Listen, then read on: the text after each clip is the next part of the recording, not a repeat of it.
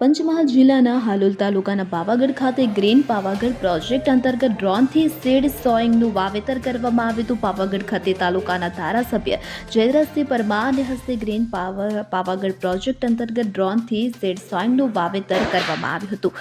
પાવાગઢમાં મા કાલિકા મંદિર માતાજીના કે જ્યાં નીચેના ભાગ કે જેમ કે નવલખી, કોઠાર, ખપ્પર, જોગણી વિસ્તાર, ભદ્રકાલી માતાના ડુંગરના હિલ ભાગમાં અંદાજિત હેક્ટર 60 વિસ્તારમાં બીજની અલગ અલગ જાતો જેવી કે સુંદર, સીતાફળ, સાગ, ગોરસાંબલી, દેશી બાવળ, ગરમાળો, આમળા, વાંસ વગેરે જેવી અલગ અલગ જાતોના અંદાજિત 500 કિગ્રા જેટલા ડ્રોન દ્વારા બીજ છંટકાવનો શુભારંભ કરવામાં આવ્યો હતો. કાર્યક્રમ દરમિયાન તાલુકાના ધારાસભ્ય જયદ્રથસિંહ પરમાર, મયુરધ્વજસિંહ, ડિરેક્ટર પંચમહાલ ડેરી પ્રવીણસિંહ, ભાજપા પ્રમુખ, મા કાલિકા માતાજીના મંદિરના ટ્રસ્ટી વિનીતભાઈ વકીલ, વન વિભાગ ગોધરાના વડા DCF તેમજ રેન્જ ફોરેસ્ટ ઓફિસર અને તાલુકાના સતીશભાઈ બારિયા ઉપસ્થિત રહ્યા હતા.